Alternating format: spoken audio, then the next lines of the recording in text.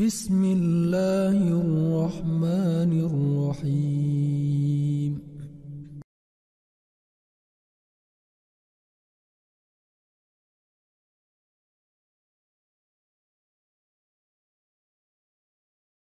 Kitab Tarbiyatul Aulad fi Dawil Kitabi was Sunnah, ada bab tentang faidah al-walad as-solih, faidah punya anak yang solih. Tentu ini bagi ayah dan ibu kandungnya.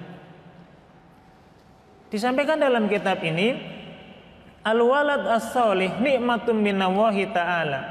Anak yang solih adalah nikmat yang luar biasa yang Allah karuniakan kepada ayah ibunya. Sebagaimana Nabi sallallahu alaihi wasallam bersabda, "Idza mata ibnu Adam inqata amaluhu illa min salas."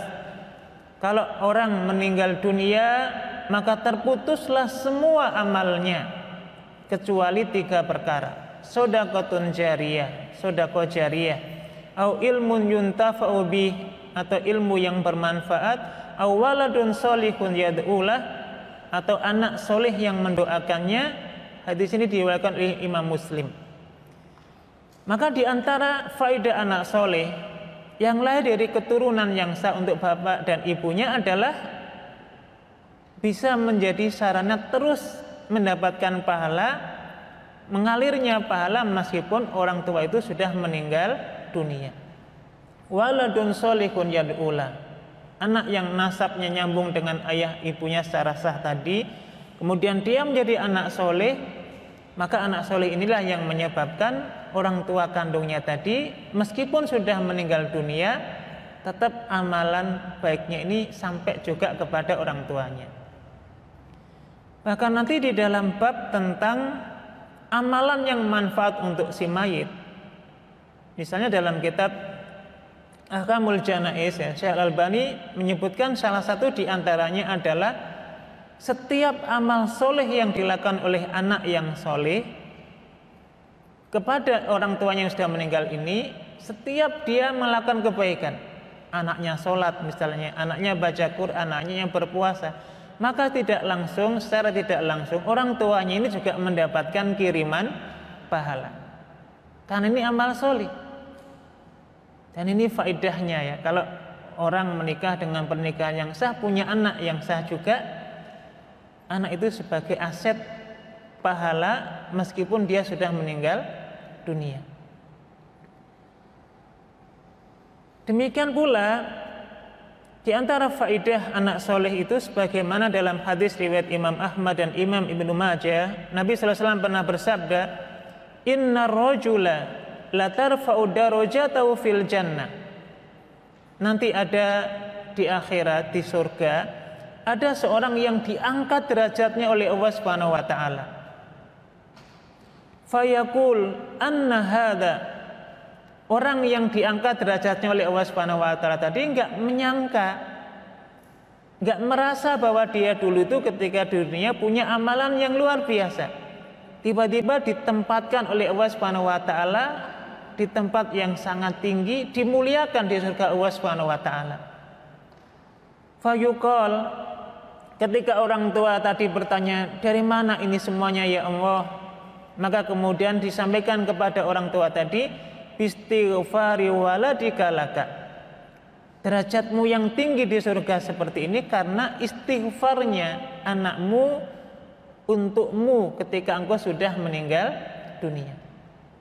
Jadi inilah yang menyebabkan anak yang soleh, hasil dari pernikahan yang sah tadi itu menyebabkan istighfarnya seorang anak untuk orang tuanya, itu menyebabkan derajat orang tuanya ini ditinggikan oleh Allah di surga.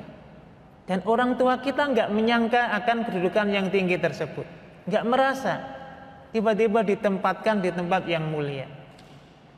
Nah, maka mohon maaf istighfar itu atau permohonan doa ya, atau doa seorang anak supaya orang tuanya diampuni oleh Allah Subhanahu wa taala dengan memperbanyak istighfar untuk kedua orang tua supaya diampuni, itu bukan masalah yang sepele, bukan amalan yang sepele, tapi itulah amalan yang bisa menjadikan orang tua kita nanti di surga itu mendapatkan tingkatan surga yang tinggi karena istighfarnya seorang anak untuk orang tuanya. Ini juga menjadi satu faedah Ibu ya. Nah, di antara juga yang lain, ini hadis yang lain, Nabi SAW juga pernah bersabda, sab'un yajri ajruha lil abdi ba'da mautihi wa huwa fi qabri. Kata Nabi, ada 7 perkara yang akan terus mengalir pahala untuk seorang hamba meskipun dia sudah meninggal dan dikubur di alam kubur. Apa 7 perkara itu? Nabi sampaikan yang pertama, man 'allama ilman, untuk orang yang mengajarkan ilmu, atau dalam bahasa hadis yang pertama tadi, ilmu yang bermanfaat. Untuk itu ibu-ibu mohon maaf kalau sudah pernah belajar ilmu, memahami satu ilmu, ya kemudian diajarkan kepada orang lain, diajarkan kepada anak, termasuk misalnya kepada suami, maka ilmu yang diajarkan, ilmu yang manfaat ini kalau terus diamalkan oleh orang yang kita ajarkan, kita yang mengajarkan ini terus mendapatkan kiriman pahala meskipun sudah dalam kondisi meninggal dunia. Au ajrun nahron, yang kedua mengalirkan sungai, membuat sungai sehingga air terus bisa mengalir, yang airnya nanti bisa dimanfaatkan untuk orang yang sepeninggal kita, itu juga menjadi amal soleh yang terus mengalir pahalanya. Au hafara bi'ron, atau menggali sumur. Maka sekarang banyak nama program yaitu wakaf sumur ya, pengadaan sumur. Karena dengan sumur inilah orang mendapatkan kemanfaatan air terus menerus. Au gharasa nakhlan, atau menanam pohon. Jadi ibu-ibu mohon maaf, menanam pohon itu bukan masalah sepele ya. Kita menanam pohon ini nanti suatu saat jadi besar, berbuah, dan buahnya dimakan orang, dimakan hewan dan orang atau mungkin orang lain. Maka selama pohon itu masih dimanfaatkan, kita meninggal dunia sekalipun terus mengalir pahalanya untuk kita. Ibu sudah menanam pohon apa ini?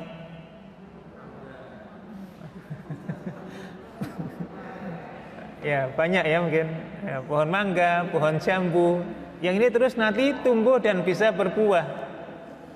Maka setiap kali dimanfaatkan, setiap kali diambil manfaat buah dan pohon tersebut, kita dapat kiriman pahala.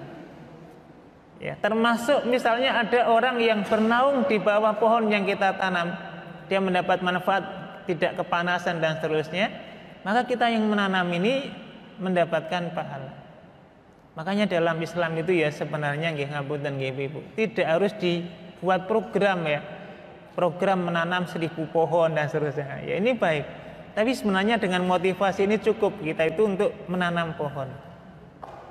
Ya kalau nggak bisa besar-besar ya nanam cabai, nanam kangkung di rumah aja ya. Nanti manfaatnya juga untuk orang lain. Tapi jika memungkinkan pohon-pohon yang bisa bertahan lama dan bisa berbuah, karena ini semuanya nanti ada manfaatnya gitu. Aw bana masjidan, atau dia membangun masjid. Membangun masjid ini termasuk amal jariah luar biasa. Orang meninggal dunia ya tetap mengalir pahalanya, masjid itu dipakai sholat, dipakai belajar Quran, pahalanya akan mengalir pada orang yang membangunnya.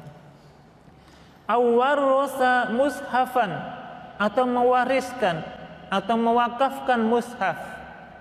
Banyak sekarang istilah mushaf Quran, mushaf wakaf mushaf ya, atau mewakafkan Quran, terutama untuk daerah-daerah terpencil yang sulit untuk mendapatkan Quran. Maka mushaf yang diwakafkan itu juga bernilai pahala yang terus mengalir.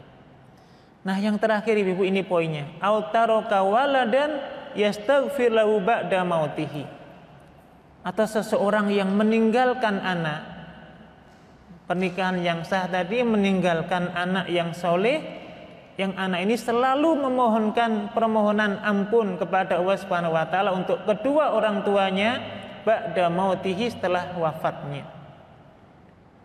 Dan ini faedah yang luar biasa ya. Maka tidak ada harta yang paling mahal bagi seseorang itu ya dibandingkan dengan rizki yang Allah berikan berupa anak soleh.